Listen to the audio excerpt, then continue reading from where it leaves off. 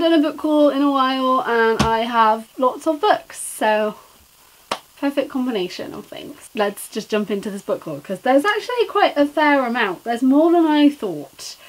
So there's that. So the first book I'm going to talk about is The Gentleman's Guide to Vice and Virtue by Mackenzie Lee. This is a book I've spoken about multiple times before on this channel, but I've never had a physical copy of it, and I decided it was time because it's one of my all-time favourite books ever and I wanted a physical representation of it on my shelf, so here that is. 10 out of 10, would also recommend the audiobook. That is absolutely fantastic and one of my favourite audiobooks ever, and that's how I first listened to this book, but I would recommend both of them. This is also brilliant. It has a map in the beginning, which is annotated by Henry Montgomery himself. So for those that don't know, this book is set in the 1700s and it focuses on Henry Montgomery, or Monty as he is known, and he is about to go on his gentleman's tour of Europe, and before he comes back and is set to kind of start helping his father with his company and his business, he is going on the tour with his best friend Percy, who he is also in love with, and his little sister Felicity. So Monty is bisexual, so it deals with that, which is really cool because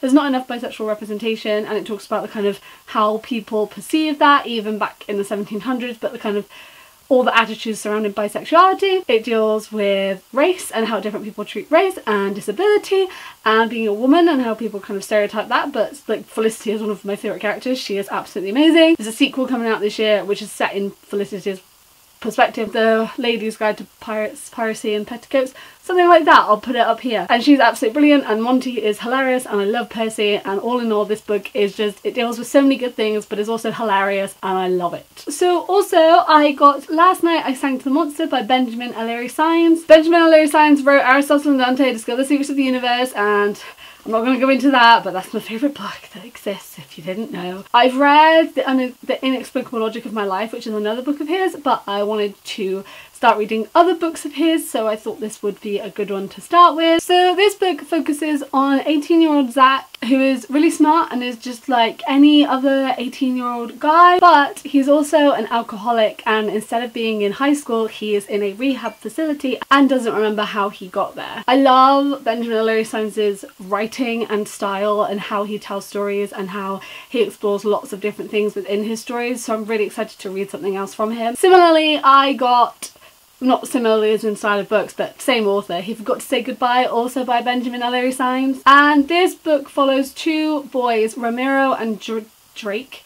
And they are complete opposites. Ramiro is Mexican American and he lives in what they call the poor side of El Paso, what they call that in this book. And Jake is living in the rich area, the kind of is the complete opposite, and his mother is really materialistic, but something happens that kind of intertwines their life, and it's that story, and I'm really looking forward to reading this one. It's again another one where I feel like it's going to have a lot of, it's going to explore lots of different themes and lots of different things, which I think he does really well, and I love the way he tells stories, so I'm really looking forward to reading both of these books by him. And then I got The Goldfinch by Donna Tartt, and this is a book which, because I used to work at Waterstones,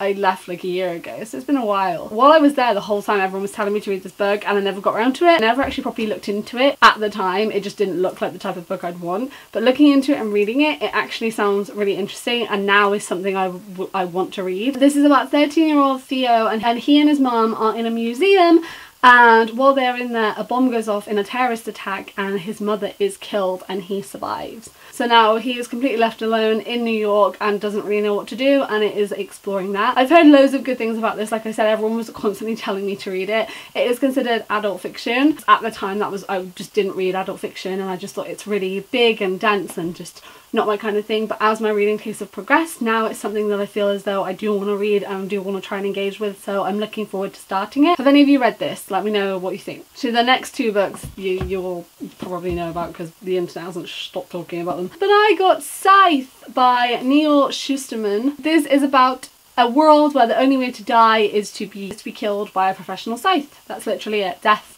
does not happen unless you are killed by someone who is a scythe. But you get chosen to be a scythe, and it focuses on Citra and Rowan, and they get chosen to become Scythes, and they know they have no choice but to learn how to end people's lives. The other thing as well is that they get to choose their victims, which is something that they are not too happy with. I've heard loads of good things about this. I actually don't think I've heard a bad review. I'm looking forward to reading it. I'm hoping that it lives up to the hype, because it's really disappointing when it doesn't, but I'm really looking forward to starting this one. And another one which no one has stopped talking about, and that is Children of Blood and Bone by Tomi Adeyemi. This is about a girl called, I think, Zeli or Zelie, I'm not quite sure the pronunciation of that. She lives in a world where there was much magic and things kind of thrived and there was lots of magic and it was celebrated, and now there is a new king and all this night magic and magic has stopped, and anyone seen with powers is killed, and it has left her without a mother. But it is that story and following that and her trying to bring back the magic, kind of avenge her mother and all that story. This is another one where I have heard nothing but good things. BookTube has been non-stop talking about this book, so I am looking forward to starting it and seeing again if it lives up to the hype. Okay, so I went to Paris, okay, and you guys are gonna either be like, what are you doing, or also typical you, and think that this is, you know, typical Ren on the road. I went to Paris, which was a fun time. If you follow me on Instagram, you'd have seen my pictures. And it was great. I had a great time. I went to Shakespeare & Company while I was in Paris because I hadn't been there ever before. The bags are really cool. I like them. And it says on the back, "Let us read and let us dance. These two amusements will never do any harm to the world." I also went to other places in Paris, but Shakespeare & Company was one of my main pit stops, and I bought some books, and I genuinely thought that the books there, some of them were in French, and I couldn't find any French books, so I got some in English. They stamped the book Shakespeare & Company if you buy from there, which is exciting. So the first book I got from there was The Beauty That Remains by Ashley Woodfolk, and this is actually a book I'd never heard of before, but the cover was super pretty, so it made me pick it up, and it's so cool in there because you can climb up ladders. You're not allowed to take pictures in there, but you can climb up ladders to get to certain books, and I loved it so much. This is in 3 different perspectives, which is quite... I struggle with dual perspectives because I like to be in one story. It's not too bad with the book I'm reading at the moment, which I'll talk about later, but this is 3 perspectives, so I'm going to see how I go with that, but it sounds really interesting. It's about Autumn, Shay and Logan, and kind of they all make music together. Music was what brought them together, and now a unexpected death is going to, like, has the risk to bring them all apart. Logan keeps watching vlogs, YouTube vlogs of his ex-boyfriend who is now dead. Shay is really struggling to kind of keep it together and kind of deal with everything that's been happening, and Autumn keeps sending messages to her best friend who she knows is not gonna answer. But it's kind of music brought them together once before, can it do it again? And I really like that. I don't read many books where music is kind of the theme and music kind of shows how it can bring people together, and I don't do anything with music now, but I used to loads when I was in school, and kind of drama and theatre and music and performance and stuff, and to kind of to see how it brings people together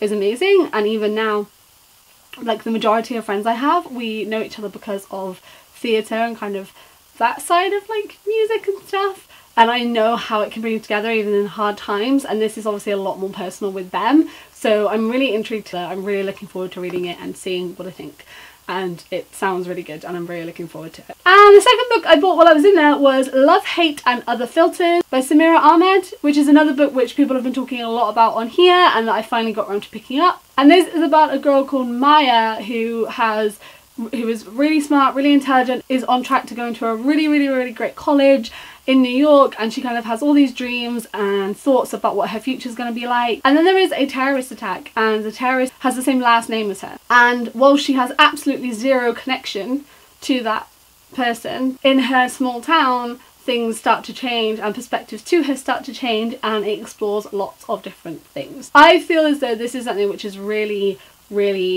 prevalent in our lives, which is bad. It's so bad that people group people together and assume that everyone is the same just because they might have the same faith or they might have a similar name or all that kind of thing.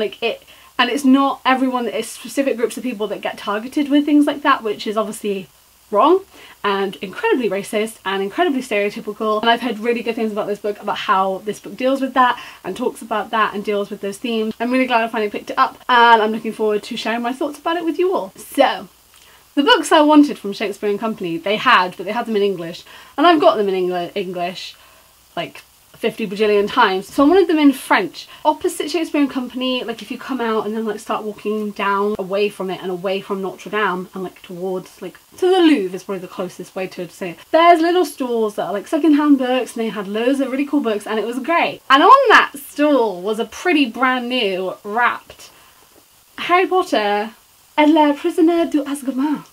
Sorry if I just completely butchered that. I can read French quite well, but speaking it and my accent is not as great. And I saw it and this cover is so pretty. So I ended up getting it thinking, well, Shakespeare & Company didn't have the books I wanted.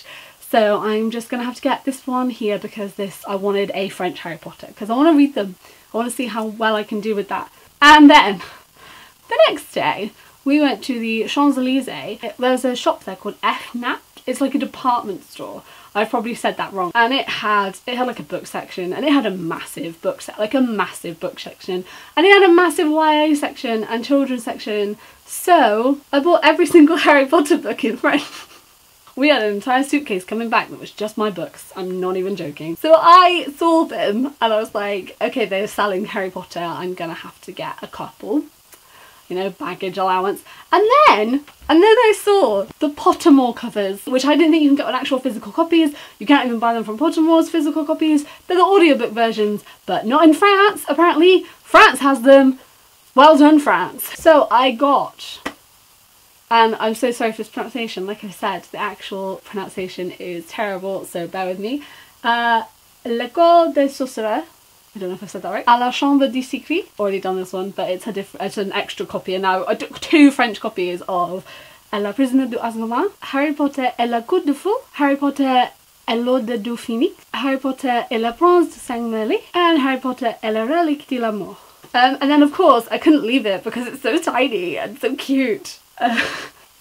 With Harry Potter, L'Enfant Maudit. I probably butchered all of those. Like I said, I actually am not too bad with reading and listening and actually like hearing what people are saying and understanding it, but speaking it, it's the accent, I can't get it. So yeah, so they are beautiful covers and I'm really looking forward to it. I've read a chapter of Philosopher's Stone and I actually did quite well, I think, so I'm happy with that. So yeah, I bought an entire set of the Harry Potter books in a language that is not even my first language. So talking about books that I already have that I didn't need to buy, I got 2 extra copies of Simon vs. the Homo Sapiens Agenda. So as you may probably know if you're here on this channel all the time because I talk about it all the frickin' time, Simon vs. the Homo Sapiens Agenda by BYEEEEE has become a movie called Love, Simon, and this is the movie version of this book, and it came with a card that says white shouldn't be the default any more than straight should be the default, there shouldn't even be a default, and if you flip it, it says straight people should have to come out too. The more awkward it is, the better. I have seen the movie, it is absolutely fantastic. For those that don't know, this is about a boy called Simon who is gay but is not out yet, and he is talking to someone in his school who goes under the alias Blue, and all he knows is that he goes to that school